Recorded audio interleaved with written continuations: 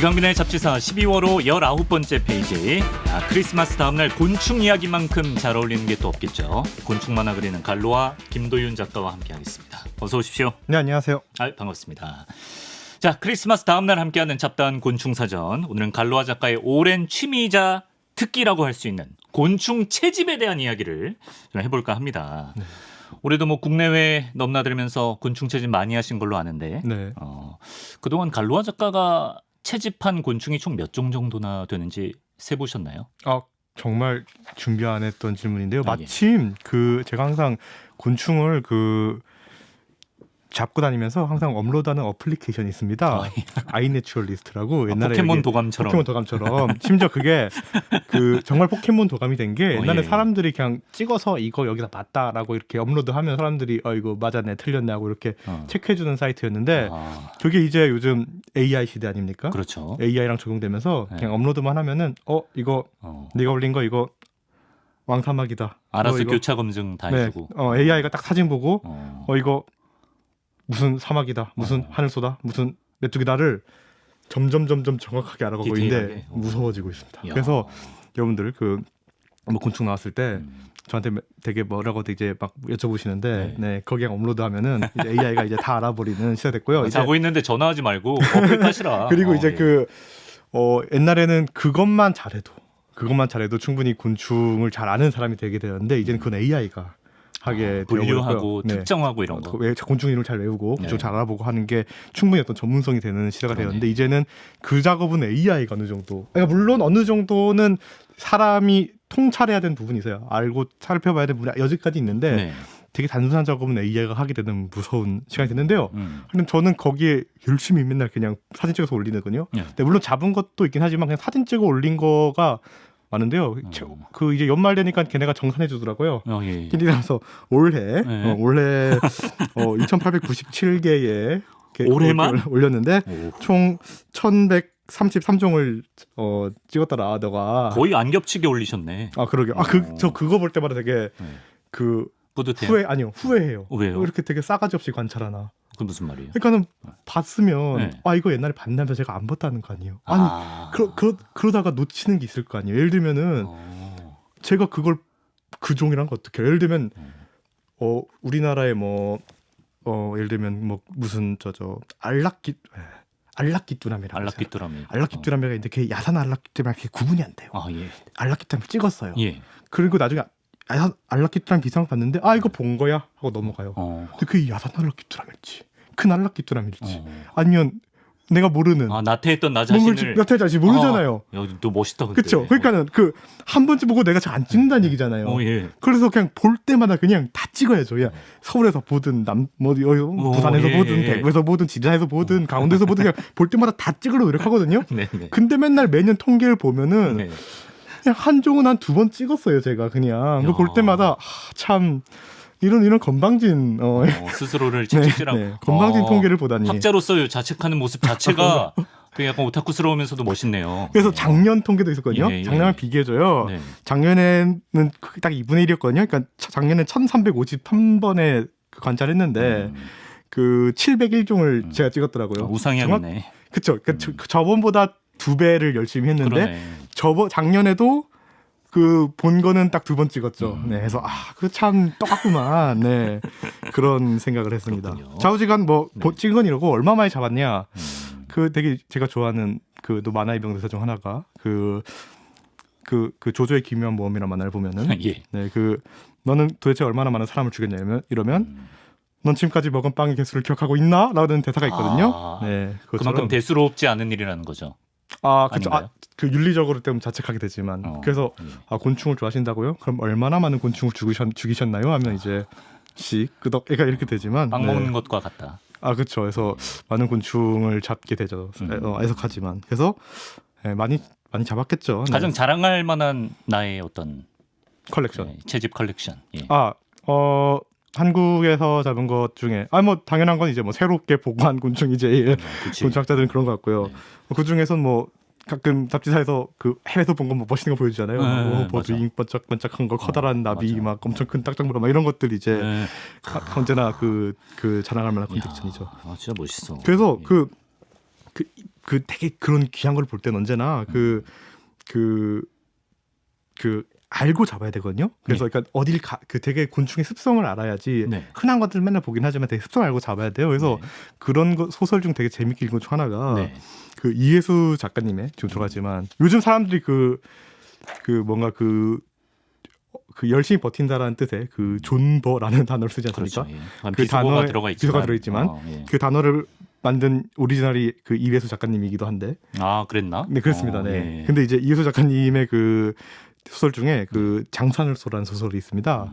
놀랍게도 장수하늘소 소설이 보면은 그 약간 기괴한 분위기에 예. 되게 독특한 동생을 보고 있으면은 네. 요즘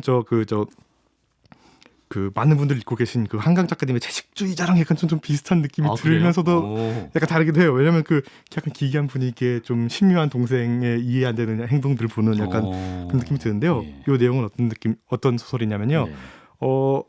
곤충을 잡아 일본에 팔아넘기는 꾼에 대한 내용입니다.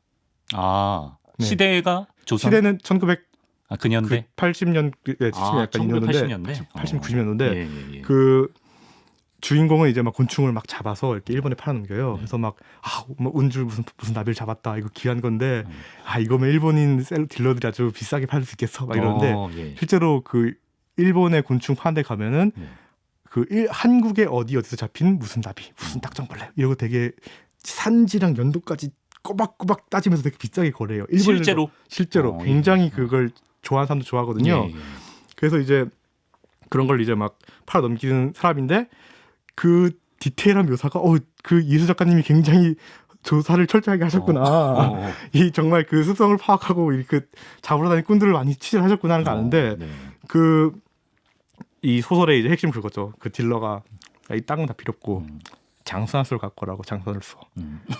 땅은 다 필요 없다. 장수하늘소만 갖고 와라. 그러니까 저기 장수하늘소는 좀 그게 쉽지가 않은 거예요. 막 이러면서 예. 이제 갈등하는 내용인데요. 아. 하여튼 요 소설 보면은 그 곤충을 잡기 위한 어떤 그 철두철미한 계획들, 그다음에 그걸 위한 그 다양한 접근법들 이런 것들이 많이 나오는데요. 그래서 오늘 이야기할 거는 어떻게 곤충을 잡는가에 대한 이야기를 해보려고 합니다. 꾼이라는 표현이 어떨지 모르겠지만 채집꾼이라고 할 만한 전문가들은 과연 곤충 채집을 어떻게 하는지. 그렇죠. 이 소설의 주인공은 잠깐 팔아 넘기니까 제가 약간 비하이명처럼 꾼을 썼는데 그만큼 이제 전문가라는 거죠. 그렇죠. 근데 이제 약간 곤충을 잡는 게 약간 꾼이랑 비슷한 생각이 드는 게 그 낚시꾼이랑 되게 약간 낚시꾼이라고 사람들이 하잖아요. 그 실제로 약간 필드에 가서 그 채집을 하게 되는데 사실 낚시 동호인들과 약간 되게 그게 그 루트가 비슷합니다. 네. 그리고 사실 그분들이 없으면은 저희가 왜 이런 오지의 섬에 민박을 누릴 수 있는가? 낚시하시는 분들이 있기 때문에 여기 민박이 있는 거지 하면서 그분들 공생이네 공생. 네, 약간 상호 공생 관계가 있습니다. 네. 근데 또 감정도 비슷해요. 회 사서 먹으면 되지. 아니야. 가서 낚는 맛이 있어. 가는 거 아닙니까? 네. 굳이 가서 잡는 그런 이유인 거죠. 그래서 하여튼 강태공분들이 개척해준 길을 뒤따라가는 곳도 있다. 그 덕분에 잘 이용하고 있습니다. 예.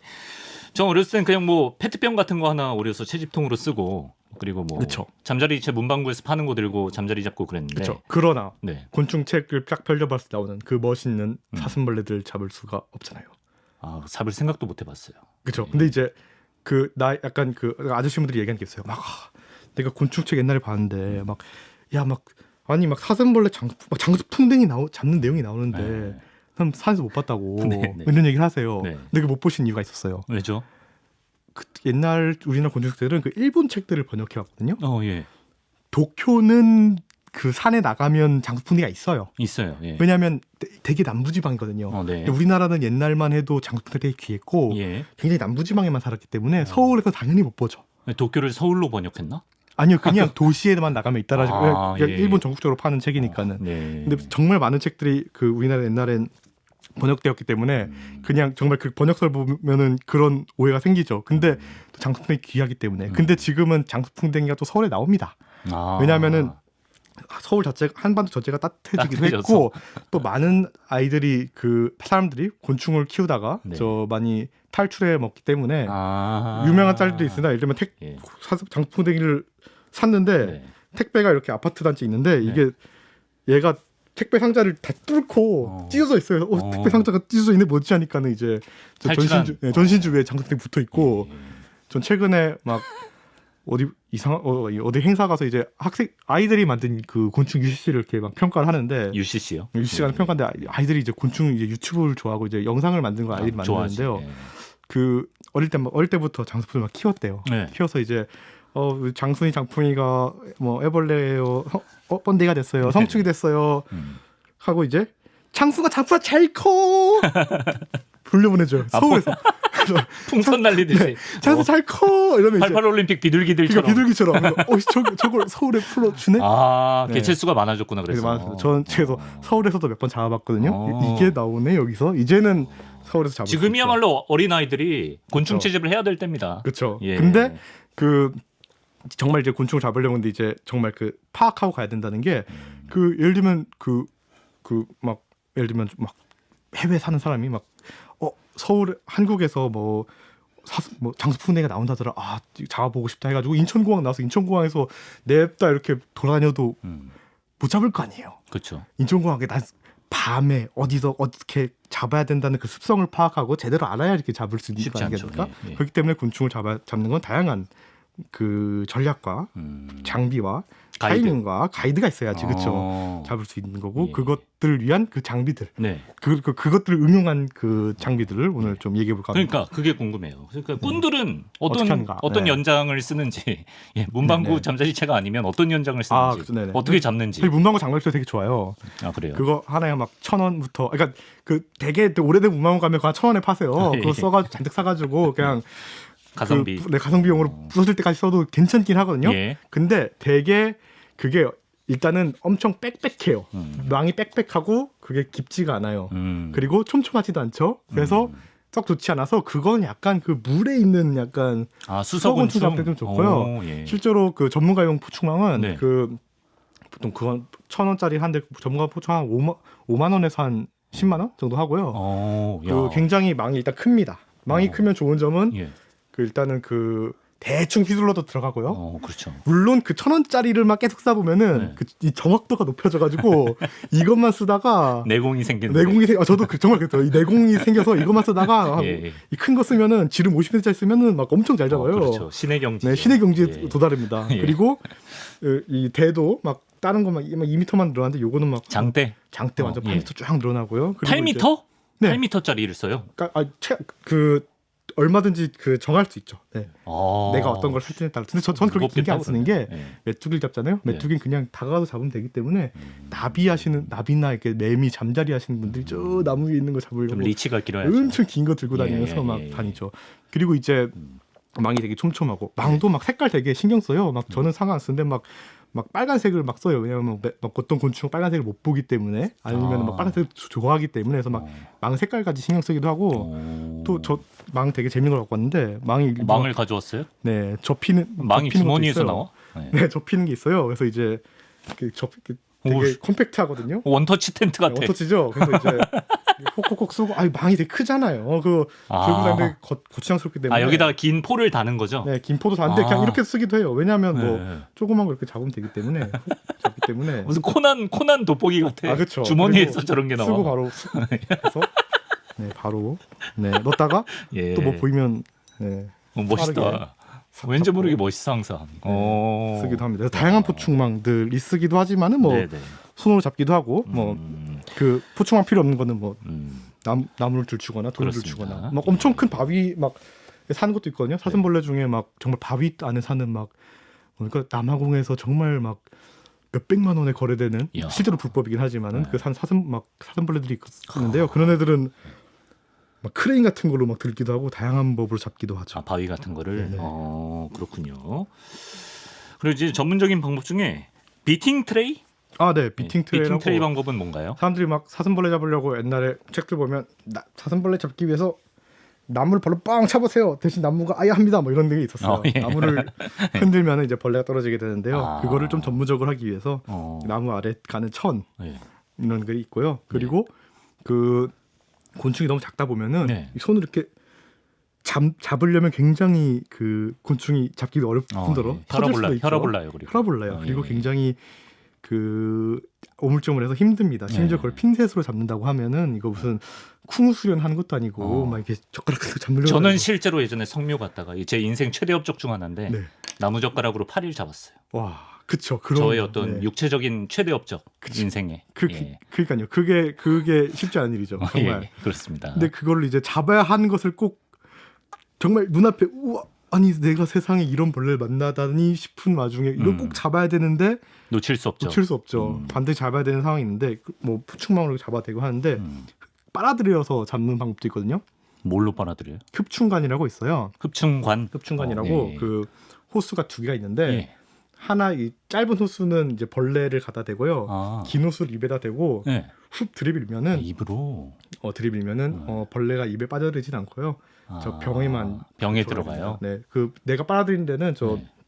빠진 관 쪽에는 이제 저 예. 철망이 있어가지고 벌레가 들어가진 않고요. 약간 청소기 원리네요. 네, 청소기 원리죠. 예. 그리고 이제 그 실제로 내가 빨아들이는 곳에다가 그 내 입 말고 그 정말 그 진공 청소기 같은 거 있잖아요. 다이땡 이런 거 쓰나요? 네네. 그거를 이제 조그만 거 있죠. 아 미니 청소기. 막 예. 그 우리 차에서 쓰는 거. 차에 쓰는 거 아니면 지우개똥처럼 그렇죠, 쓰는 거, 그런 거 그렇죠. 달고 예. 윙 하면은 정말 고스트 버스터즈가 된 느낌으로 쓸 수 있고 정말로 쓸 수 있고요. 행동이 되게 작은 고스트버스터즈. 그렇죠. 아 근데 진짜 큰 거 쓰는 사람도 있어요. 아 진짜로. 예. 그 농업 그 조사하신 분들은 아예 예. 정말 등이 메고 이만한 제초기 같은 걸로. 제초기도 아니죠. 그냥 진공 청소기 그냥 와. 윙 하면서 이렇게 들고 다니거든요. 보면 이제 그렇게 벌레를 잡죠. 예. 적어도 재밌는 게 이거 네. 따라다니잖아요. 그래서 네. 이제 그냥 괜찮은데 냄새 나는 곤충을 하다 보면은 이제 테러를 당하죠. 근데 우리 반격. 하고 네. 예. 특히 뭐 개미 같은 거 훅 빨아들였는데 개미는 산으로 그렇죠. 가거나 하니까 예. 산이 이렇게 폐에 다 들어가서 조심해야겠네. 데미지를 받고 특히 이제 똥에 사는 곤충을 연구하신다 하면은 그 항상 이미 적응이 돼 있었더라고요. 그래서 이제 예. 빨자 빨고 있는데 그럼 이제 진짜 네. 학자들은 진짜 숭고한 네, 분들이에요. 수학적 똥에다가 테러를 그거를. 당하고 있죠. 네. 근데 네, 다 열심히 하고 계시더라고요. 네. 알겠습니다. 그리고 각종 트랩이 있는 모양이에요. 네. 트랩? 네. 사실 요것들은 이제 직접적으로 발견하고 잡는 건데 사실 트랩이 제일 효율이 엄청 좋아요. 그래서 그래요? 가장 대표적인 그러니까 트랩 같은 경우는 이제 설치만 해두고 네. 한 장시간 동안 뭐 짧게는 정말 몇 시간 할 수도 있지만 길게는 몇 주, 몇 달 동안 설치해두고 되게 많은 표본을 되게 효율적으로 잡을 수 있기 때문에 네. 많이 쓰게 되는데요. 네. 가장 이제 대표적인 트랩이 말레이즈 트랩이라고 있습니다. 말레이즈 트랩. 네, 말레이즈 트랩이 정말 좋은 트랩인데요. 네. 말레이즈 트랩이 저건데요. 저건 북극에서 최근에 설치해가지고 정말 찍어본 되게 그럼 좋은 뭐 텐트 트랩인데 같은데요? 네, 텐트처럼 생겼습니다. 네. 어떤 원리냐면요. 네. 곤충들 두면은 얘네들이 막 위로 올라가죠. 계속 곤충들은 막 위로 올라가는 습성이 있어요. 계속. 그래요? 곤충들은. 곤충 하나 위로. 그 뭐 되게 유명한 게 이제 뭐 무당벌레들 같은 경우 막 나뭇가지 같은 데 위로 막 올라가려고 할 때 예, 그런 거 봤지. 휙 하면 다시 위로 180도 올라가죠. 하면 다시 위로 올라가고 예. 계속 왔다 맞아, 갔다 하는 장난이 있는데 네.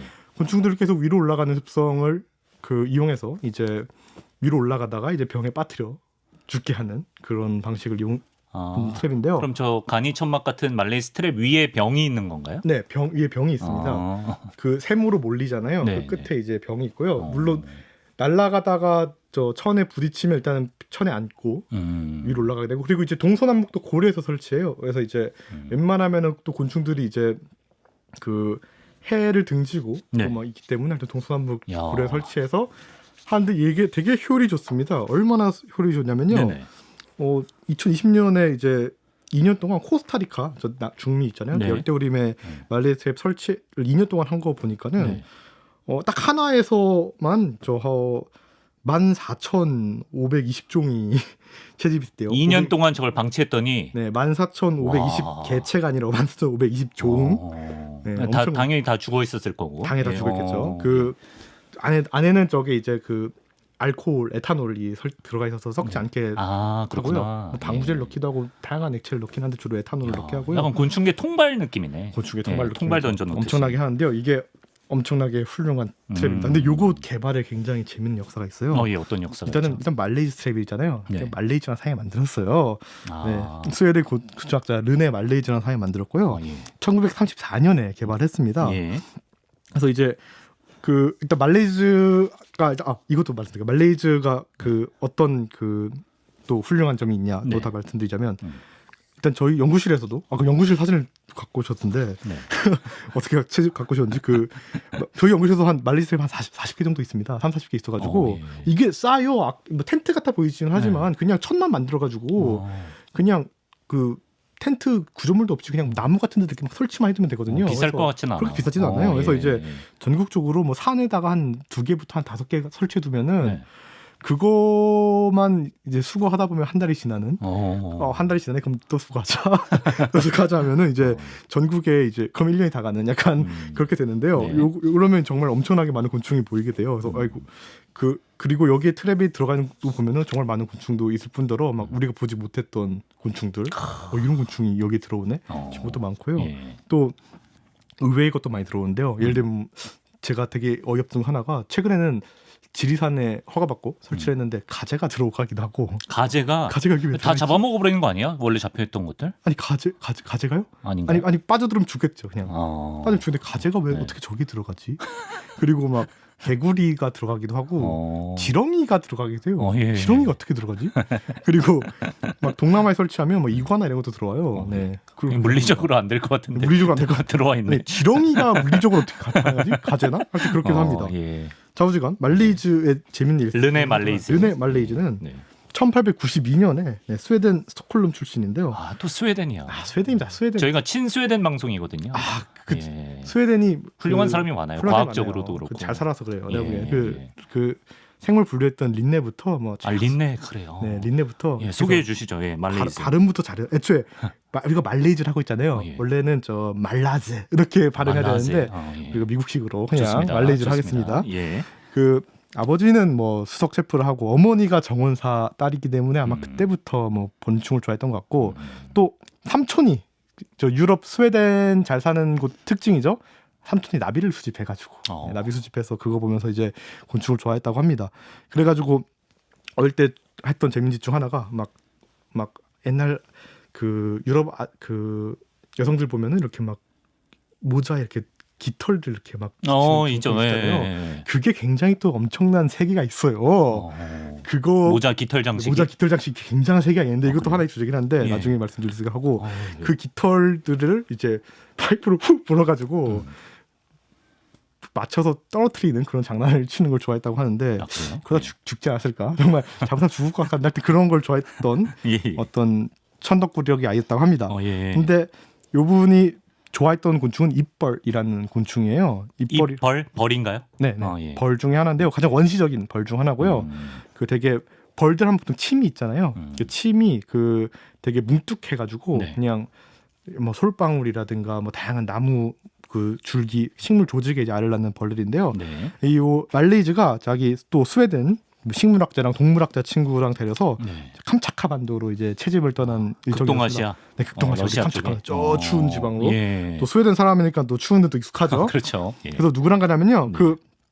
저 곽재식 작가님이랑 말씀하셨다던 저 스탠 버그만. 스탠 베리만. 박범일 선생님이랑 우리 호랑이 역사할 때 역사편에서 맞아요. 박범일 선생님. 스택 버리만. 네. 그때는 이제 스탠 베리만이라고 했는데 이제 영어로 쓰면 버그만 이렇게 읽히죠. 네네. 요 사진 보면은 이게 조선에서 찍은 그렇죠. 맞아요. 멋진 사진.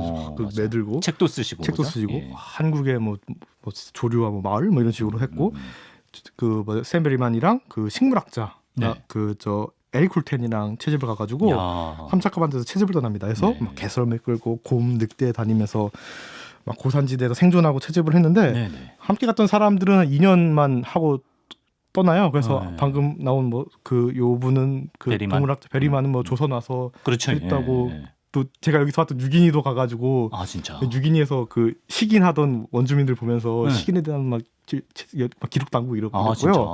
에릭 쿨텐 같은 경우도 되게 훌륭한 게 요분은 이제 식물학자였기 때문에 식물에 대한 그 여러 연구를 하고서 돌아와가지고 그 유명한 이제 그 캄차카 반도에서 식물 연구했는데 요 극동아시아의 식물이랑 이 아메리카의 식물이랑 비슷해.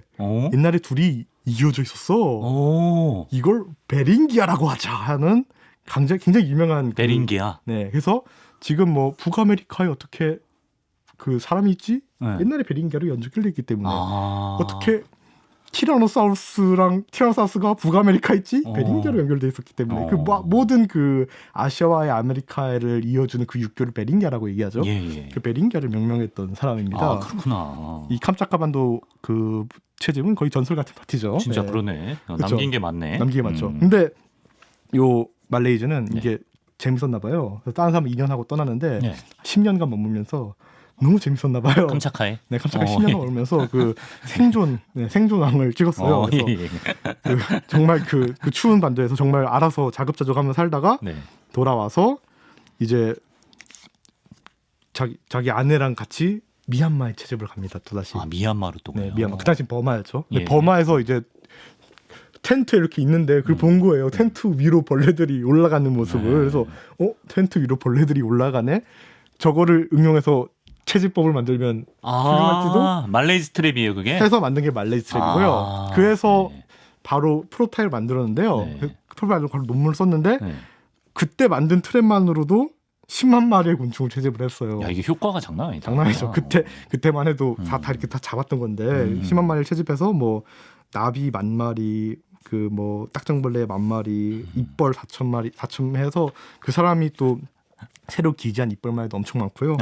그래서 이제 75%의 이뻘이 뭐 새로 보는 종류 다 이렇게 합니다. 해서 이걸로 엄청나게 유명해져 가지고 이제 또 그 이제 유명해져서 이제 돈 엄청 받고 야 이제 뭐 후원도 받았겠지. 후원도 받고 이제 예. 히말라야, 인도 이제 또 스리랑카 채집 까지 했는데 1차 세계대전 터져가지고 채집 못 갔다고 합니다. 네. 그렇구나. 되게 슬픈 사람이죠. 근데 이제 되게 또 슬픈 것 중 하나가 요분이 그 채집이 또 무산돼서 나사가 빠진 건지 그 후로 이제 유럽에서 할 때 박물관에 지내면서 연구를 계속 유럽이나 다른 거 연구를 하는데요. 네. 그 당시에 이제 요 같이 갔던 에릭 쿨텐, 캄차카반도 같이 갔던 사람이 뭐 베링기아 했듯이 이 당시 생물학자들의 어떤 그 주요 관심사 중 하나는 이 전 세계를 막 돌아다니면서 생물들을 보는데 여기 있던 게 저기 있고 저기 있던 게 여기 있네. 이게 왜 있지? 이게 하나인데요. 그걸 여러 가지 설명하 중 하나가 이제 육교가 있었다 했던 베링기아 같은 거죠. 아니 어떻게 인도의 마다가스카르에 저 그 여우 원숭이가 있는데 어떻게 인도에 그 화석이 나오지? 그래서 막 옛날에는 마다가스카르랑 인도에 저 베링기아처럼 저 육교가 있었어. 그걸 그 여우 원숭이가 레무거든요. 그래서 레무리아라는 육교가 있었어. 막 이런 얘기를 했어요. 아니죠. 옛날에 왜냐하면 지금은 알죠. 지금은 대륙 이동이라는 붙어 있었나요? 네, 붙어 있었어요. 마다가스카르랑 인도가. 옛날에 그 베링기아처럼 막 얘기를 했었죠. 그때 20세기 초에는 이제 저 알프레드 베게너가 대륙 이동설을 막 얘기했던 시대였거든요. 근데 엄청 무시당하고 있었죠. 그리고 그걸 까던 사람 중 하나가 말레이즈였습니다. 대륙 이동설을 까고 까고 그 틀린 가설을 주장했다. 아틀란티스를 얘기하던 사람입니다. 아틀란티스? 대륙 마치 베링기아처럼 육교처럼 대륙이 물에 잠기고 뜨고 가상 육교가 있었다 없었다 마치 아틀란티스처럼 해저에 존재할 것이다. 네, 그래서 아틀란티스라는 책을 2개 났어요. 아틀란티스에 대해서 보아보다 먼저 아틀란티스를 그러니까요. 네, 그래서 뭐 아틀란티스 같이 대륙이 물에 잠기고 막 떴다가 하면서 그래서 야 남아메리카의 입벌이 여기도 있는데 그게 아틀란티스 때문이야 이런 해서 명성 다 깎아먹고요. 결과적으로 흑역사네. 흑역사고요. 나중에는 뭐 미수품 빠지면서 미수품 수집하면서 노년을 보내시다가 돌아가셨습니다. 그렇군요. 브루네 말레이즈라는 스웨덴 곤충학자였습니다. 이렇게 말레이즈가 개발한 말레이즈 트랩이 있고요. 이제 또 다른 트랩으로 라이트 트랩이라는 게 있는데 빛을 뜻하는 라이트죠. 그렇죠. 그 여기서 그 곤충이 왜 빛에 이끌리는가 많이 설명을 드렸는데 그때 빛에 갇힌다 그랬어. 빛에 갇힌다 했죠. 곤충은 빛의 등에 등지게 되니까 그런 이유도 있고 아니면 근데 어떻게 굉장히 멀리 있는 그 빛에 또 이끌리게 되지? 그건 등을 파한다고 오는 것도 아니잖아요. 그렇죠. 3, 4km 멀리 떨어지고 수십 킬로미터 있는 것도 어떻게 알고 오지? 뭐 그래서 여전히 고전적인 가설을 또 생각하게 보게 되죠. 적어도 그래도 그 어두운 곳에서 그나마 밝은 곳이 장애물이 없는 게 아닌가. 그러니까는 어둡고 밝은 곳이 있으면 밝은 곳으로 방향을 트는 게 장애물 없는 곳으로 가는 어떤 선택지겠죠.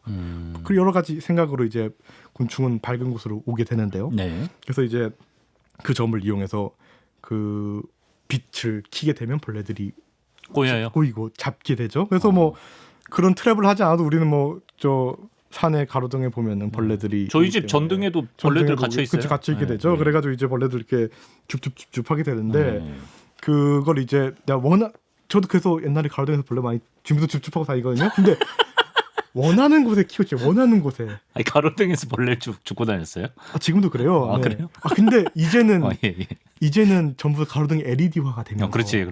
벌레들이 다르지. 오이잖아요. 왜냐면 예. LED 등에 벌레가 오잖아요. 곤충이 그래요? 좋아하는 파장이 따로 있어요. 아, 진짜. 네. 그래서 막 옛날에 가로등 보면 노란색 등이 있었잖아요. 맞아. 그게 나트륨 등이거든요. 예. 나트륨 중에는 벌레가 오잖아요. LED가 정말 갓갓인 게 하얗고 전력 효율도 좋고 막 오래가고 곤충도 많고 벌레도 안 꼬이고. 네, 그러니까 곤충도 잘 안 죽겠죠. 그러네. 그래서 곤충은 그 수은등 빛에 네. 옵니다. 그래서 내가 정말 원하는 곳에 곤충을 어디 보고 싶다 하면은 수은등을 들고 가서 곤충을 켜게 되고요. 네. 그 빛을 켜게 되고요. 그다음에 뭐 UV 등, 블랙라이트 등 같이 보조등을 켜서 이제 곤충이 좋아하는 그 파장대에 빛을 맞춰줘야 돼요. 네. 그러면 이제 곤충이 오게 되죠. 그래서 그걸 이용하면 굉장히 많은 곤충을 보게 되고요. 그 네. 우리나라에서도 정말 시기만 맞추면 많이 오게 되는데 그 막 뭐 남미나 중국이나 뭐 동남아나 정말 그런 데서 하게 되면은 그 이어폰을 껴야 됩니다. 이게 벌레가 하도 많아가지고 귀에 들어오고. 귀에 들어갈까봐. 최근에 그 지인분은 그 우리나라였는데 예, 그 예. 정말 귀에 벌레가 들어와가지고 네, 병원에 갔기 때문에 네네네. 네, 그렇게 정말 벌레 많은 데에서는 정말 그 귀에 이어폰을 껴야 되는 그래야겠네. 소들로 많고요. 예. 그 뭐야 저 UV 밤에 이제 곤충 라이트 트랩. 을 킬 때 되게 재밌는 것 중 하나가 네. 그 밤 천체 상황 되게 중요한 게 예. 곤충들은 일단은 결국에는 이 내가 킨 인위적인 불에만 모여야 되거든요. 그래서 웬만하면은 보름달이 낀 날에는 잘 안 옵니다. 아, 천체로 인한 밝음이 최소화된. 네. 그래서 보름달이 끼면은 되게 왜 안 오고요. 그래서 딱 그 사람들이 좋아하는 게 금음 그딱 달 제일 작을 때. 달 제일 작을 때, 예. 네. 달 제일 작을 때, 네. 그리고 되게 어둠 그 뿌열 때 좀 뿌이고 이럴 때, 그래서 내가 킨 빛이 약간의 적절한 수증기로 적절히 잘 멀리 산란될 때, 예. 그럴 때 벌레들을 많이 좀 보죠. 네. 우주먼지와 갈로아는 공존할 수가 없네요. 그래서 저희가 격주로 모시는 겁니다. 그렇습니다. 예. 자, 그 밖에 뭐 소개해 주실 트랩 뭐 마저 정리해 주실까요? 네. 그리고 어떤 게 뭐 있을까요? 되게 많이 쓰는 것 하나가 그 그냥 피트폴 트랩이라고 그 컵 같은 거를 땅에 묻어서 하는 트랩이 있는데요. 컵을 땅에 묻어서 네, 거기 땅에 묻어서 가다가 거기 빠지게? 그거 되게 많이 쓰는 거죠. 예. 뭐 전문적으로는 20세기 초에 썼다고 하지만은 뭐 고대 그리스에서도 동물 채집용으로 이렇게 썼다고 하는데 이거 네. 우리 옛날에 저 땅꾼들이 뱀 잡으려고 이거 항아리 부는 거 똑같죠. 네. 그걸로 저 지네 잡으려고 또 저렇게 막 참새 잡는 분도 계세요. 그니까요. 네. 네, 이거는 뭐 그냥 사람들이 그냥 벌레 뭘 잡겠다 하면 그냥 함정 쓰는 거 똑같죠. 그냥 예. 피트폴이라 멋진 말을 쓰긴 하지만 이것도 재밌는 게 그 네. 되게 유명한 스파들 가 보면요 이게 다 묻혀져 있어요. 네. 그러니까는 컵이 예를 들면은 뭐 그 어느 딱정벌레가 나오는 곳이에요. 이 딱정벌레는 이 산에 맞게 나오잖아요. 가보면은 이게 다 묻혀져 있어요 이미. 아. 이미 와서 누군가 그쵸. 이걸 잡으려고 묻어놨고요. 네네. 그래서 새벽 일찍 일어나서 가보면은 네, 내 컵 아닌데 줍줍해도 되나요? 그 나쁜 그 양심에 따라서 그래서 그 일찍 일어난 새가 벌레를 취하듯이 일찍 일어난 벌레가 하는데 저는 딱정벌레 관심 없으니까 어이구 떨어져 있네 하면서 많이 잡으셨네. 많이 잡으셨네. 통발 보고 말하는 많이 것처럼. 잡으셨네 하면서 그리고 실제로 그런 벌레 하는 것이 아니라도 그 가끔 뭐 환경부나 뭐 국립공원관리공단이나 이렇게 조사지를 이렇게 지정해 주시거든요. 그런데 가도 막 묻혀져 있더라고요. 그래서 이거 조사하시나 보다 하면서 보시면 알 수 있습니다. 피트폴 트랩이 있고 네. 또 색깔 이용한 트랩도 있다. 네, 이거는 정말 그 화분매기 곤충 하시는 분만 쓰시는 분들이 있는데 되게 이제 막 꽃에 보이는 곤충들 같은 경우 이제 되게 막 꽃같이 화려한색, 밝은색, 노란색, 빨간색 이런데 파란색 이런 거에 모이기 때문에 뭐 그런 것들에 이제 모이는 형질을 이용해서 만든 뭐 펜트랩 이라고도 있고요. 진짜 쨍한 색들이네. 네, 그리고 이제 색깔. 페로몬 트랩이라고 있습니다. 페로몬 트랩도 페로몬? 되게 재밌었는데 네. 정말 이제는 좀 화학적인 게 그 되니까 네. 그 곤충들이 이제 성페로몬을 이용해 서로 유인해서 꼬인단 말이에요. 예. 그렇기 때문에 그 페로몬 그 장치를 두고 밑에는 이제 곤충이 빠지기 위한 병을 만들어 둬가지고요. 그 페로몬 예를 들면 하늘소를 잡겠다 하면 페로몬 유인제랑 그 병 만들어서 나무에다 걸어둬요. 그러면 이게 하늘소만 오는 거죠. 왜냐면은 내가 잡고 싶은 곤충이 있는데 계속 이상한 거 막 이구아나 들어가고 개구리 들어가고 막 하늘소 안 잡히나 막 이러니까요. 아, 네, 그 페로몬 트랩 딱 걸러내기 좋겠네요. 예. 하고요. 이 페로몬 말고 제일 재밌었던 거 하나가 흡혈곤충을 잡을 때 쓰이는 그 냄새. 피를? 네, 피 말고 아니요. 동물 땀 냄새 그 냄새 그 예. 바가 있어요. 예. 그 되게 재밌는 게 이렇게 밀봉돼서 오거든요. 예. 까가지고 그 밀봉된 바가 되게 그 요즘 그러니까 응원봉처럼 생겼거든요. 예. 그 응원봉을 이렇게 딱 꺾으면은 예. 이제 그 남중이나 남구에서 이제 그 저 엄청나게 축구 경기 체육 시간 다음 쉬는 시간. 쫙 하고 온 예. 그 냄새가 쫙 퍼집니다. 그래서 예. 어떻게 이걸 표현했지? 하고 이제 그걸 걸어두면은 예. 모기부터 모기 외에 이제 흡혈하는 진짜? 모든 곤충들이 동물 냄새다 하면서 쫙 와요. 예. 네, 그거랑 이제 얘네들은 동물 땀뿐만 아니라 주로 찾아내는 건 이제 그 생물의 이제 들숨 날숨 할 때 그 날숨에서 나오는 이산화탄소니까는 예. 드라이아이스 같은 거 딱 넣어두면은 딱 모이죠. 또 그래가지고 모이고. 그런 페로몬을 이용한 트랩도 있습니다. 야, 그렇군요. 그 다양한 방법으로 이제 곤충을 잡죠. 그러네. 자, 이렇게 이 전문가들이 활용하는 고급 기술 중에 여기까지 좀 고전적인 기술이었다면 끝으로 이제 마치면서 요즘에 쓰는 또 기가 막힌 방법이 있다고 하는데 요즘은 이제 막 AI를 도입해서 채집도 하는데요. 그러니까 어떻게 하는 거예요, AI? AI 그냥 그 되게 그 채집이라기보다는 어떤 그 건별법 같은 건데요. 그 조사를 한다죠. 그 주로 이제 해충 쪽에 많이 쓰기도 하는데 네. 일일이 우리가 가서 이렇게 조사하기도 어려우니까는 그 곤충이 들어오는 함정을 만들고요. 네. 들어올 때 여기 병에 다 빠져 죽는데 그게 네. 아니라 이제 얘 들어왔을 때 바로바로 사진과 함께 이게 뭐 어떤 종인지 AI가 판별해주는 기기도 있고 아니면 아까 막 곤충을 이렇게 잡는 어떤 그 라이트 트랩을 보여드렸잖아요. 네네. 라이트 트랩에서 이제 벌레들이 이렇게 앉잖아요. 네. 거기에 카메라 설치해가지고 어. 바로바로 앉는 게 뭔지 이렇게 조사하는 그런 것들도 시도되고 있습니다. 그래서 AI로 바로바로 조사하죠. 왜냐하면 저번에 곤충 감소편을 말씀드렸을 때 그 예. 감소편이 그 곤충이 감소한 것들에 대한 그 데이터들이 다 지난 뭐 10년간 어느 한 집에서 몇 년 동안 어떤 곤충이 어떻게 있는지 다 조사되는 거잖아요. 그렇죠. 그런 것들이 다 사람들이 다 카운트한 건데 야, 이거 어떻게 좀 쉽게 할 수 없을까 같은 걸 그렇지. 생각하면서 이런 것들을 좀 생각해 보고 있는 아, 거죠. 그러네. 훨씬 편리해졌겠네, 그렇죠? 네. 예. 좋습니다. AI 기술까지 다양한 곤충 채집 방법에 대해서 오늘도 재미나게 알아봤습니다. 지금까지 갈로와 김도윤 작가와 함께했습니다. 작가님 고맙습니다. 네, 감사합니다.